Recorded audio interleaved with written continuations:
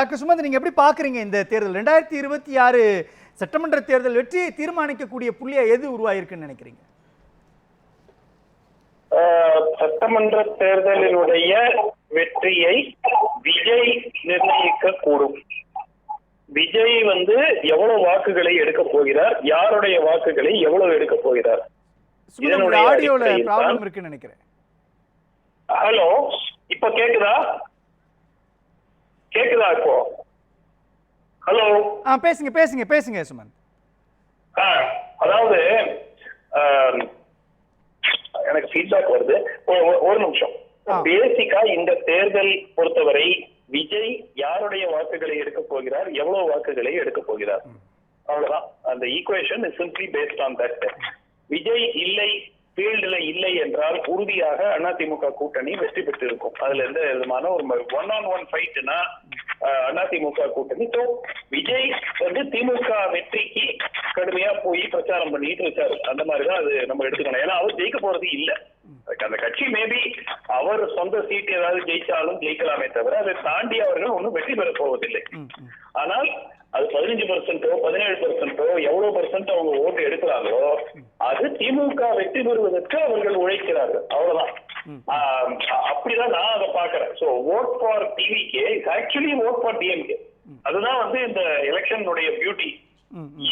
இருவரிடையே தான் போட்டின்னு அவர் மீட்டிங் சொல்றாரே தவிர அவரே திமுக மீண்டும் வருவதற்கு ஒரு அடிப்படை காரணமாக இருக்கக்கூடும். ஆனால் இன்னைக்கு என்ன ஆயிருக்குன்னா தமிழ்நாட்டுல வெவ்வேறு ரீஜனல் ஸ்பிளிட்டாக வந்திருக்குங்க. இப்ப தமிழ்நாடு யூனிஃபார்மா ஹோமோஜினியஸா எல்லாரும் ஒரே டைரக்ஷன்ல ஓட் பண்றாங்களான்னு இல்ல. அது போன தேர்தலையும் பார்த்தோம். கொங்கு மண்டலம் வேற ரூட்ல போகுது, வட தமிழ்நாடு வேற ரூட்ல போகுது. சோ இந்த முறை எதிர்பார்ப்பு என்னவென்றால் இது ஒரு டைட் எலெக்ஷனாக இருக்கக்கூடும். எந்த புள்ளியில டைட் எலெக்ஷன் சொல்றீங்க? எந்த புள்ளியில டைட் எலெக்ஷன்? இப்போ நம்ம போற அசம்ஷன் என்னன்னா விஜய் ரெண்டு தரப்புலேருந்தும் ஓட்டு எடுப்பாரு. அதிமுகவுக்கு போகக்கூடிய வாக்குகளை பெருமளவுல எடுப்பாரு, திமுகவுக்கு போகக்கூடிய வாக்குகளை சிறு அளவுல எடுப்பாரு. இதுதான் நம்ம அசம்ஷன். இந்த அசம்ஷன்ல தான் இது அட்வான்டேஜ் டிஎம்கே அப்படிங்கறத நம்ம கிடைக்கிறோம். ஆனால் ரெண்டு முக்கியமான ஃபேக்டர்ஸ் இருக்கு. ஒண்ணு, விஜயுடைய ஓட்டு யூனிஃபார்ம் ஓட் இல்லை. அது உறுதியா நீங்க பார்க்க போறீங்க. கிராம பகுதிகளில், நகர பகுதிகளில் அவர் வாங்குற ஓட்டை விட பாதிதான் கிராம பகுதியில் அவர் வாங்க போறார். சோ இங்க 20% ஓட்டு சென்னையில எடுத்தாருன்னா அது 10, 12 தான் இருக்கும் கிராம பகுதியில். அந்த மாதிரி இருக்கும் போது அது எவ்வளவு அதிமுகவை பாதிக்கும், எவ்வளவு திமுகவை பாதிக்கும் அப்படிங்கிறதுக்கு அந்த கடந்த காலத்தினுடைய தேர்தல் முடிவுகளை பார்க்கிறப்போ பெரும்பாலான நகர்ப்புறங்கள்ல திமுகவுடைய செல்வாக்கு அதிகமா இருக்கும் இல்லையா? அங்க நீங்க 20% விஜய்க்கு போச்சுன்னா நேரடியா திமுகவுக்கு பாதிப்பு இல்லையா? கிராம பகுதிகளில் 10% அப்படின்னும் போது கெயின் டு தி ஏடிஎம்கே இல்லையா? இல்ல இல்ல இல்ல இல்ல இல்ல இல்ல இல்ல. நான் இப்ப எப்படி நீங்க பாக்குறீங்கன்னா சென்னை நகரத்தை எடுத்துங்க, 16 சீட்டு. போன வாட்டியும் 16க்கு 16 திமுக, கரெக்டா? இந்த வாட்டியும் எதிர்பார்த்து அட்லீஸ்ட் ஒரு 10, 11, 12 திமுக ஜெயிக்க கூடும் அப்படிங்கிற ஒரு சிச்சுவேஷன் இருக்கு. சோ இந்த மாதிரி ஒரு சிச்சுவேஷன்ல விஜய் ஓட்ட பழக்கிறாருன்னு வச்சுக்கோங்க. திமுக ஓட்ட பழக்கிறாரு, அதிமுக ஓட்ட பழக்கிறாருன்னா கூட அதிமுக இழப்பதற்கு இங்க குறைவாகத்தான் இருக்கிறது. அவங்க சென்னையை நம்பி போட்டியிடல இந்த தேர்தல்ல, புரியுது இல்லையா? சோ இழக்கக்கூடிய இடங்கள் குறைவு. மேக்சிமம் எவ்வளவு வரும்? 4 சீட்டு வரலாம், 5 சீட்டு வரலாம், அதுக்கு மேல வராது, ரைட்டா? அதனால விஜயால எவ்வளவு டேமேஜ் பண்ண முடியும்? அந்த 4, 5ங்கிறத 2, 3ன்னு ஆக்கலாம். ஒரு 3 சீட் 2 சீட்டு குறையலாம். சோ என்னுடைய பாயிண்ட் என்னன்னா, அன்லெஸ் கிராமப்புறங்களில் விஜய் பெருமளவுல வாக்குகளை எடுத்தாலே தவிர, கொங்கு மண்டலத்தில் பெருமளவுல அதிமுக வாக்குகளை எடுத்தாலே தவிர இது ஒரு டஃப் எலெக்ஷனாகத்தான் இருக்கும். ஒருவேளை விஜய் கிராமப்புறத்துல 20% வாங்குறாருனாக்கா நிச்சயமா டிஎம்கேக்கு அது ஒரு அட்வான்டேஜ் கொடுக்கும். ஏன்னா அதுல ஆன்டி இன்கம்பன்சி ஓட்டு நிச்சயமாக இருக்கும். ஆன்டி இன்கம்பன்சி கிராமப்புறத்துல பெருமளவிலே இருக்கிறது, அதுல மாற்று கருத்து இல்லை. நகரங்களில் விஜய் பர்டிகுலரா சென்னை, திருச்சி போன்ற நகரங்கள்ல அதிமுகவுக்கு ஸ்டேக்ஸ் பெருசா கிடையாது. ஏன்னா அவங்க எதிர்பார்க்கல. அங்க அந்த சென்னையில போய் அவங்க 14 சீட்டு ஒரே ஒரு வாட்டி ஜெயலலிதா ஜெயிச்சாங்க, அவ்வளவுதான். இல்லைன்னா எப்பவுமே திமுக தான் சென்னையில ஜெயிக்கும். அதே மாதிரி திருச்சியிலும். சோ எங்க விஜய் இந்த டேமேஜ செய்யறாரு? கிராமங்கள் 2 இடங்க, கொங்கு மண்டலம், தென் தமிழ்நாடு, கிராம பகுதிகள், இந்த 3ல் விஜய் கணிசமான வாக்குகளை பெற்றால் அது நிச்சயமா அதிமுகவை டேமேஜ் செய்யும். வெறும் நகரங்கள்ல 20%, 22% வாங்குறாரு, கிராமங்கள்ல 10% அப்படின்னாக்க அந்த 10ல ஒரு விஷயம் நம்ம ஞாபகம் வச்சுக்கணும். அந்த 10ல வந்து கிட்டத்தட்ட ஒரு பாதியாவது திரு சீமானுடைய வாக்குகள்ல இருந்து ஒரு 2%, 3% அப்படிங்கிறது அங்கிருந்து டிரான்ஸ்பர் ஆகும்.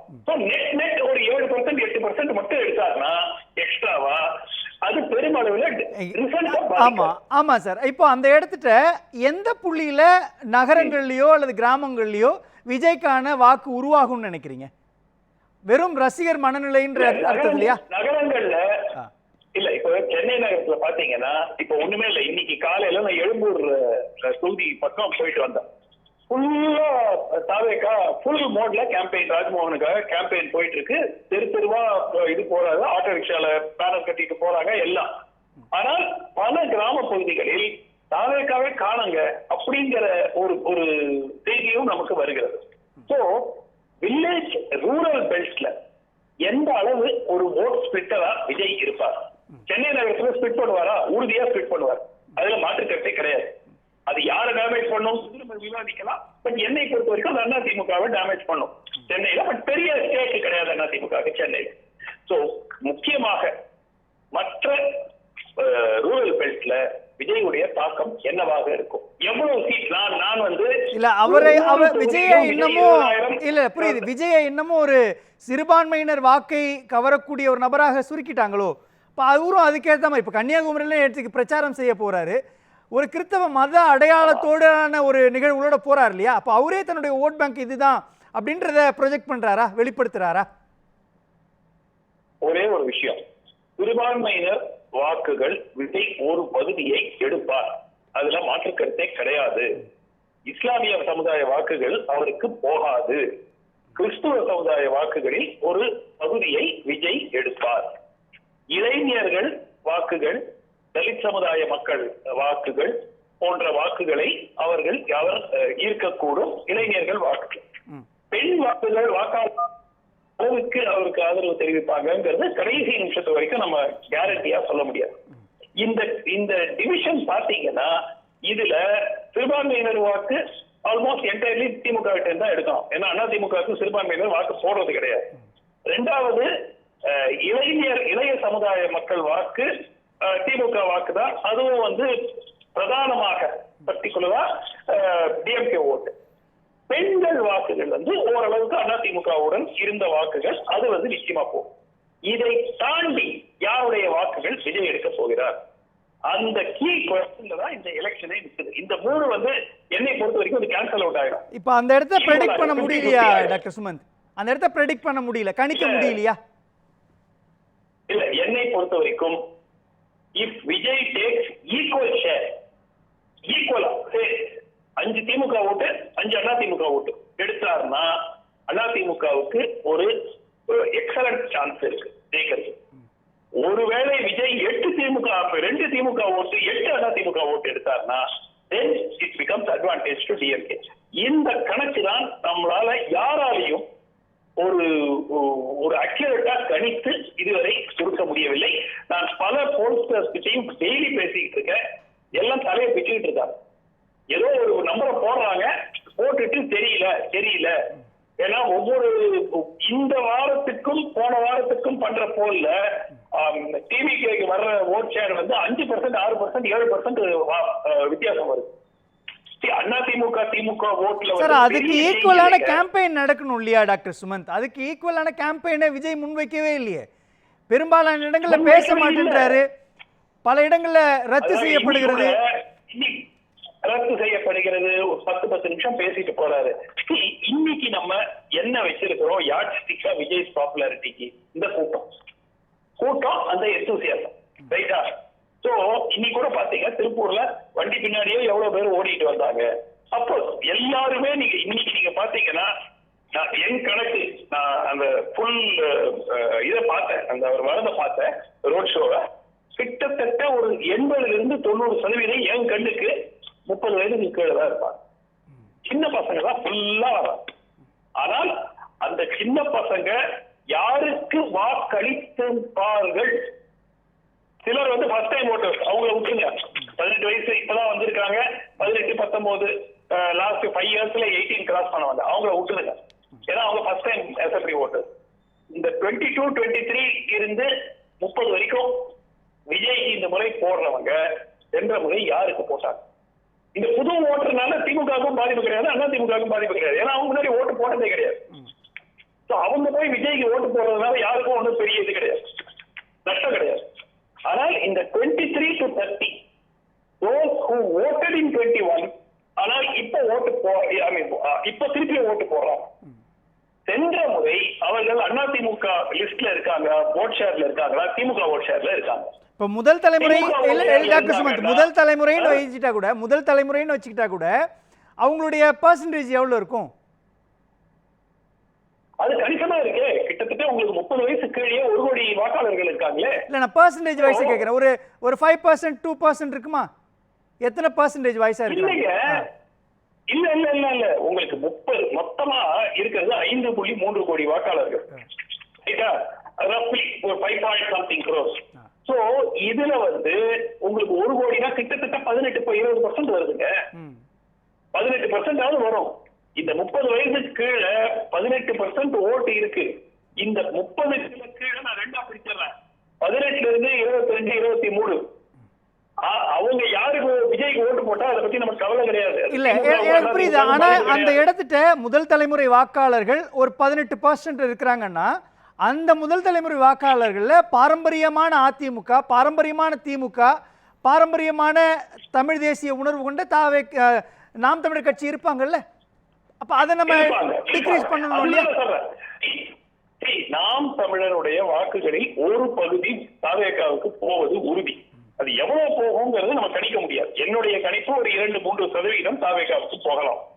ஆனால் நீங்க சொல்ற அந்த 18 இருந்து 30 வயசு தான் நாம் தமிழருடைய பேசும். வயசானவங்க ரொம்ப அதுக்கு போடுறது கிடையாது, இளைஞர்கள் போடுறாங்க. அந்த 18 to 30ல 18 to 23 எடுத்துட்டோம், 22 எடுத்துட்டோம், 23 to 30 எடுக்கிறோம். அதுல traditional ADMK voter, traditional DMK voter, traditional NTK ஓட்டரை எடுத்துட்டு மீதி இருக்காங்க பாருங்க, அவங்க எவ்வளவு பேர்? அதுல ஒரு 20-30 லட்சம் வாக்காளர்கள், 40 லட்சம் வாக்காளர்கள் வரலாம். இவங்க விஜய்க்கு போட்டாங்கன்னா யாருக்கு அவங்க முன்னாடி போட்டிருப்பாங்க? பேசலாம். ஏன்னா உங்களுக்கு மேஜர் இஷ்யூ, உங்களுக்கு ஓட் ஷேர் எந்த கட்சியுமே இந்த முறை என்னுடைய எதிர்பார்ப்பு 40% தாண்டி போவது இல்லை. ரைட்டா? அப்பனா தொங்கு சட்டப்பேரவை அமையுமா அப்படி சொல்றீங்களா? தொங்கு சட்டப்பேரவை நோக்கி நகருமா? அதுதான் சொல்றேன். என்னை பொறுத்த வரைக்கும் இது ஒரு சீட் பை சீட் ஃபைட். இது வந்து ஒரு அலை வீசுகிறது ஒரு கட்சியின் சார்பாக அப்படின்னு சொல்வதற்கு இல்லை. இது வந்து ஒரு சீட் பை சீட் கேண்டிடேட்டை பாக்குறாங்க. அங்க ஒவ்வொரு ஃபேக்டரும் ஒரு இம்பாக்ட் இருக்கு. எம்எல்ஏ உடைய பர்ஃபார்மன்ஸ் நிறைய இடத்துல பாத்தீங்க, சிட்டிங் எம்எல்ஏ உள்ள போகும்போது பொதுமக்கள் வந்து கேராவ் பண்றாங்க. நிறைய ஃபேக்டர்ஸ் இருக்குது. அதனாலதான் வந்து ஒரு அணிக்கு 180 வரும், 300 அணிக்கு 170 வரும், எந்த அணின்னு சொன்னா கூட அதை ஏற்றுக்கொள்ள நான் தயாராக பேசலாம். இது வந்து ஒரு 25-30 தொகுதிகளை தவிர இது திமுகவுக்கும் அண்ணா திமுகவுக்கும் நடக்கக்கூடிய ஒரு போட்டி, அவ்வளவுதான். ஒரு 20 to 25 சீட்ஸ், மேபி ஒரு 30 சீட்ஸ்ல தாவேகா கணிசமான அளவுல வாக்குகளை எடுக்கலாம். அதனால யார் பாதிக்கப்படுவாங்க அப்படிங்கிறது பாசிபிளி அண்ணா திமுக அதனால பாதிக்கப்படுறதுக்கும் வாய்ப்பு இருக்கிறது. ஆனால் என்னை பொறுத்த வரைக்கும் 200 இடங்கள் இன் பிளே. இன்னைக்கு தாவேகா இருந்தாலும் இல்லாவிட்டாலும் அங்கு போட்டி அண்ணா திமுக கூட்டணிக்கும் திமுக கூட்டணிக்கும் இடையே தான் அந்த போட்டி. அண்ட் இந்த பிரச்சாரம் அப்படிங்கிறது வந்து இவர்கள் 2 பேர் தான் களத்திலேயே இருக்கிறாங்க. அப்போ சீமான் இருக்காரு, அது நியாயமா சொல்லணும். பட் வேற யாருமே விஜய் வந்து இந்த இப்ப நாளைக்கு பிரச்சாரம் இருக்கா விஜய்க்கு? நாளைக்கு இருக்கா இல்ல நாளான்னைக்கு தானா? அடுத்த நாளா? இல்ல உங்களை கேட்கிறேன் ரீகல். இருக்குங்க சார். இல்ல நீ நாளைக்கு இருக்கா? Okay okay, continuous 2 days continuous. இன்னைக்கு பாதியில ரத்தாச்சு இல்லையா, ஒரு அந்த ரோட் ஷோ ஒன்று ரத்தாச்சு. சோ இந்த மாதிரி ஒரு சிச்சுவேஷன்ல ஒரே ஒரு விஷயம் கேக்குறேங்க, நான் தவேகா நண்பர்களுக்கும் கேக்குறேன், ஏன் இந்த கொளுத்துற வெயில்ல பிரச்சாரம் செய்யணும்? ஏன் சாயங்காலம் பிரச்சாரம் செய்யக்கூடாது? இது நான் உண்மையாவே கேக்குறேங்க, எனக்கு தெரியல, உண்மையாவே எனக்கு தெரியல. ஸ்டாலின் அவர்கள் மாலையில பிரச்சாரம் பண்றாரு, இரவுல பிரச்சாரம் பண்றாரு, எடப்பாடி பண்றாரு. ஏன் இவர் வந்து 2 மணி 3 மணி 4 மணியோட முடிச்சுக்கிறாரு? என்ன ப்ராப்ளம் சொல்லுங்க. எல்லாருக்கும் தெரியும் 6 மணிக்கு மேல வரமாட்டாரு சார். அதெல்லாம் இல்ல சார், பிரச்சாரத்துக்கு ஒரு அரசியல் கட்சி தலைவர் தன்னுடைய தொண்டர்களின் நலனை முக்கியமாக ஒரு நிறுத்த வேண்டும். அவரு கருதல. இருங்க, இன்னைக்கு 9 பேர் மயக்கம் போட்டு விழுந்தாங்களா? அந்த சூழல் கேண்டிடேட்டே மயக்கம் போட்டு விழுந்துட்டாருங்க. ஆமா ஆமா, என்ன ஒரு அபத்தமா இருக்கு. ஏன் மாலையில பிரச்சாரம் பண்ண மாட்டேங்கிறாரு? இல்ல காலையில பண்ணட்டும், காலையில 10 மணிக்கு முன்னாடி பண்ணட்டும். முதலமைச்சர் காலையில 6 மணி 7 மணிக்கு அந்த மார்னிங் வாக் போறாருல்ல, இது நீங்க தான் கேட்கணும், மீடியா தான் கேட்கணும்.